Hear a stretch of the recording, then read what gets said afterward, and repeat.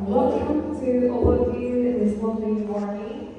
We will celebrate the sixth graduation of Smart Green School today. Selamat pagi, selamat datang, dan selamat untuk Bapak Ibu sekalian dan siswa-siswi sekalian yang kali ini kita akan mulai dengan acara kelulusan siswa-siswi angkatan ke-6 Smart Green School.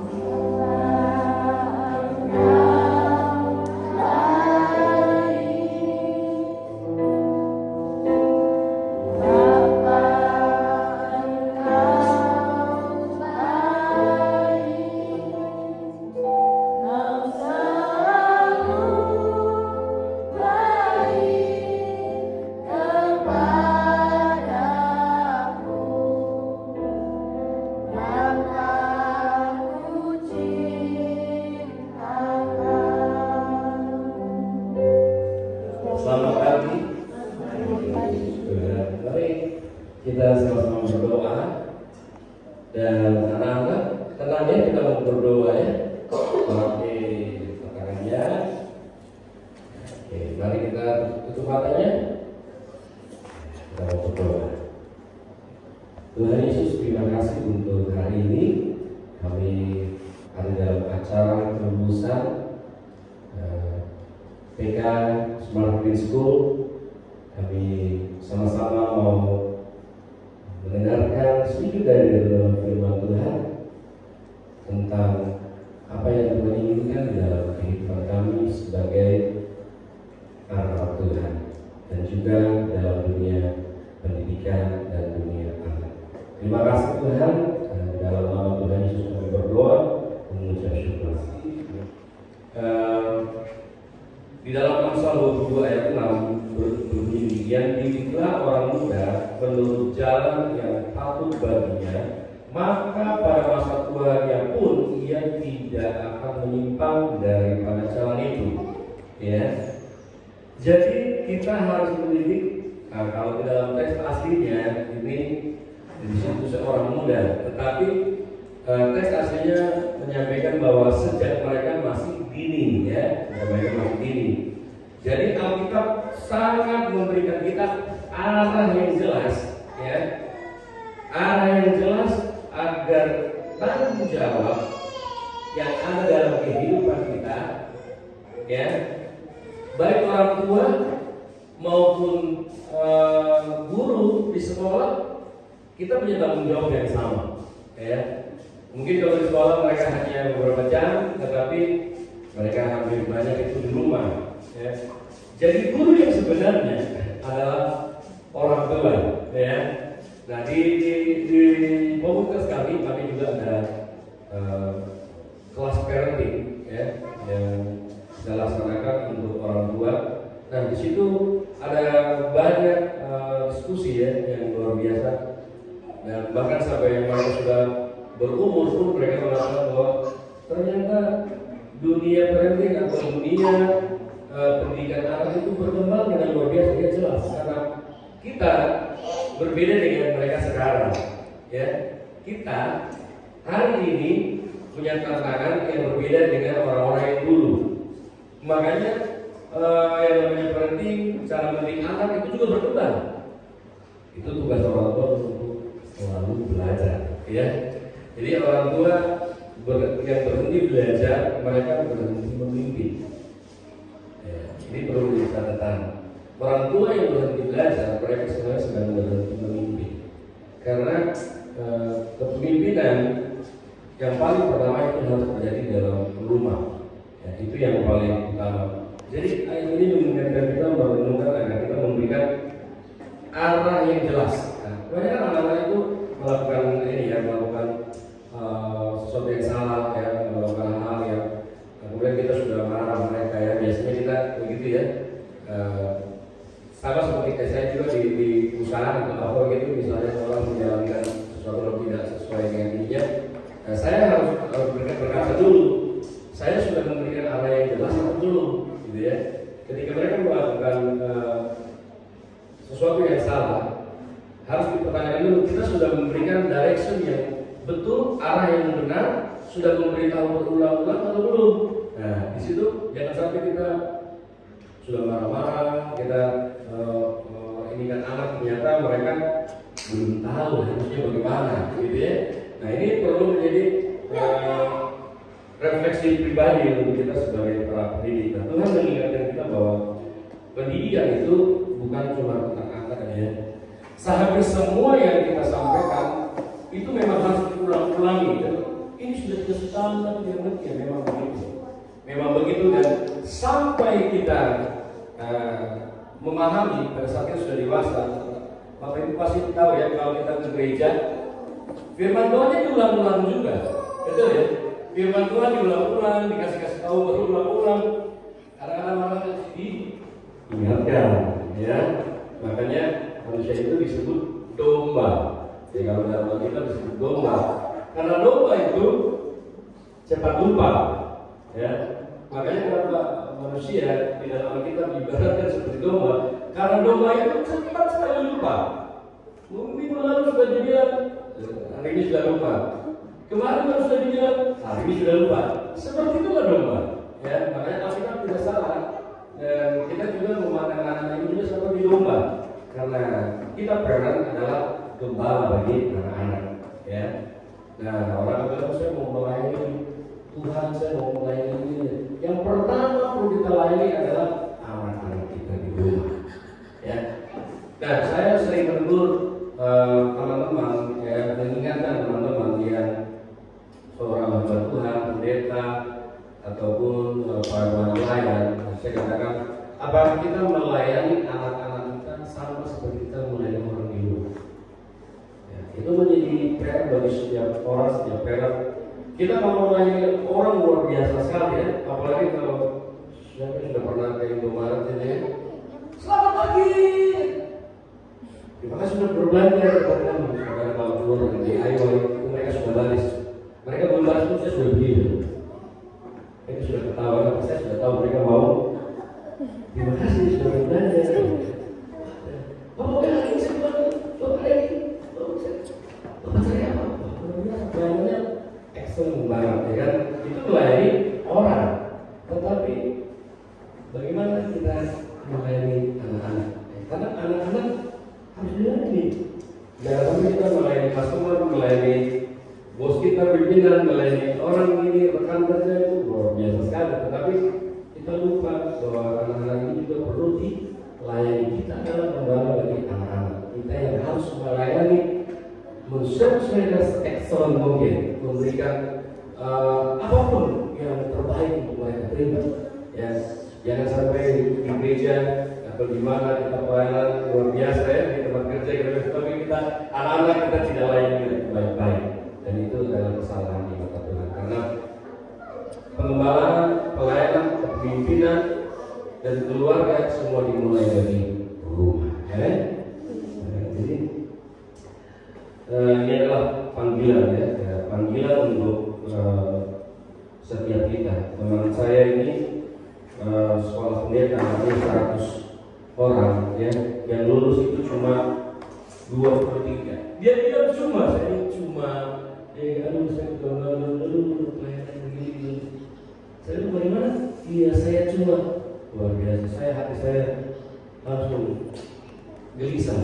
Itu kata cuma itu salah sekali kalau sudah bicara tentang keluarga. Saya bilang pelayanan terbaik itu adalah dari rumah kita. Nah, itu yang Tuhan adalah yang pertama, kemudian baru keluarga, bahkan pelayanan dan pekerjaan kita adalah nomor 3. Jadi tanggung jawab kita adalah panggilan kita, karena Pasal 1:7 ayat 3 berkata sesungguhnya anak-anak adalah milik pusaka daripada Tuhan. Jadi artinya anak-anak ini bukan cuma tanggung jawab kita saja, tapi mereka itu juga adalah anugerah. Ya, jadi bukan cuma tanggung jawab kan? Karena kita melihat anak-anak ini tanggung jawab tambah lagi, tambah satu lagi, tanggung jawab baru lagi, tambah satu lagi, tanggung jawab baru lagi, tambah satu lagi. Ya, dan kita lalu menganggap mereka seperti sebuah tanggung jawab, padahal mereka juga adalah anugerah. Cara kita memandang anak-anak itu penting sekali. Itu akan sangat mempengaruhi bagaimana cara mereka bertumbuh. Ya. Bayangkan, cara kita memandang anak-anak itu akan sangat menentukan bagaimana mereka bertumbuh. Jadi kita terus akan bekerja sama dengan Tuhan karena mendidik anak itu adalah bentuk ibadah. Mendidik anak adalah ibadah. Itu ibadah yang luar biasa. Sebuah pelajaran mulia yang menghasilkan buah yang kekal. Ya.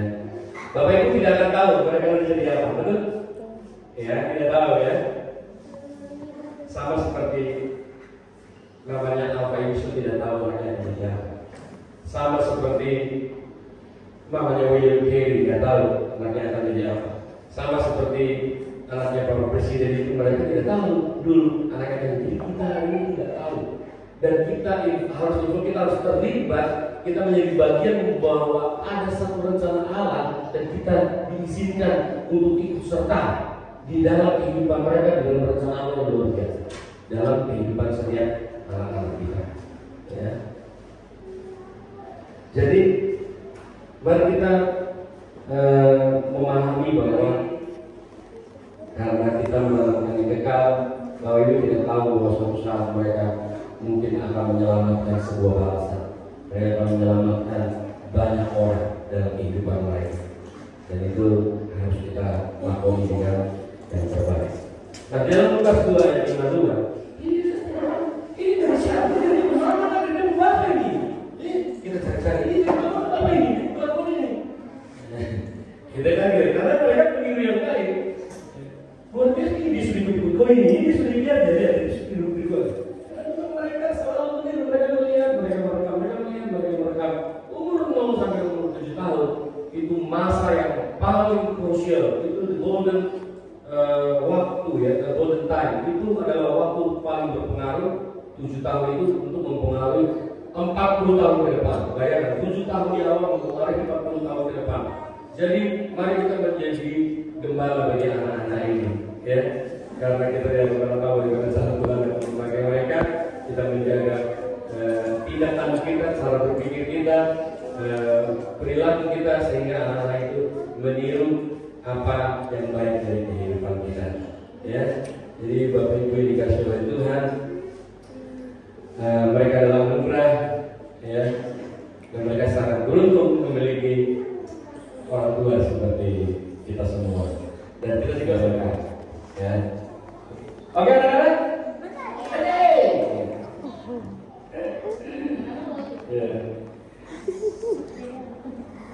Mungkin kalian sudah berumur ya, Bapak Ibu yang sudah lama ya. Anak-anak, SGS, waktu diserahkan tadi. Ayo, pilih.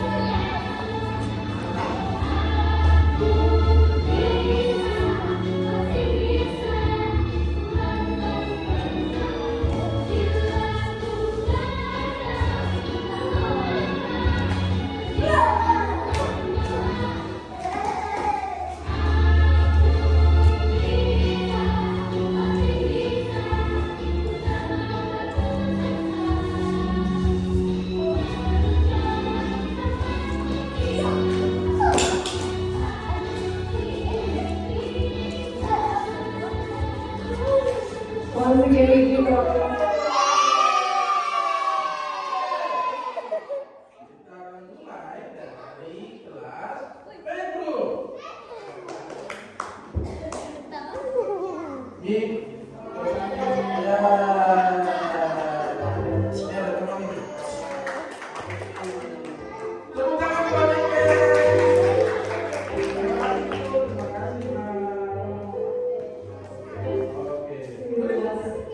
Celebrate the graduation process. Saat yang kita nantikan, kita akan melaksanakan prosesi kelulusan. Untuk anak-anak sekalian yang saya panggil namanya, boleh maju ke depannya. Bapak bisa berbicara.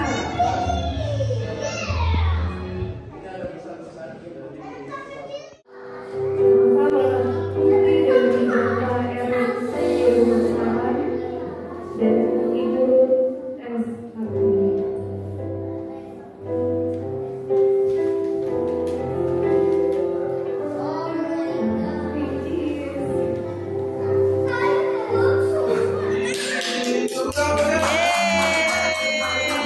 Tua dan guru di sekolah, apapun yang kalian alami, jangan lupa sama Tuhan Yesus yang sudah menyertai kalian semua.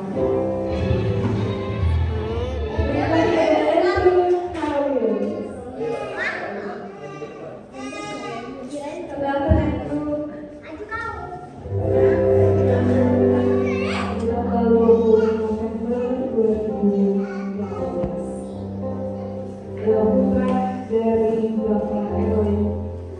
Kita adalah putri dari Bapak Papa Kemal Asgar dan Ibu Natasha Yolanda.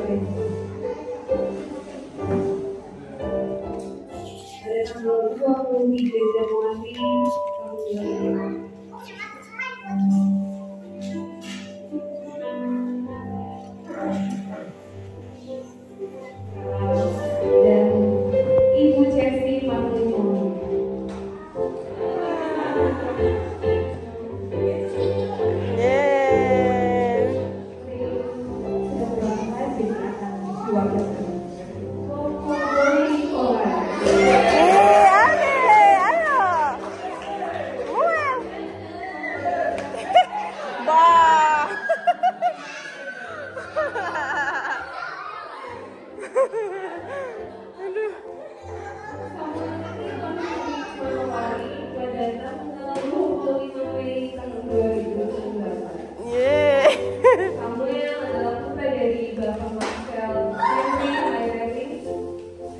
Dan Ibu Rosia Nisiro.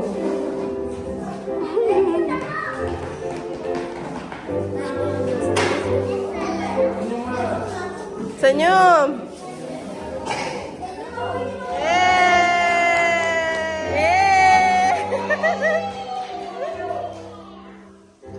Ini lahir di malam hari 25 Juni tahun 2009. Muan.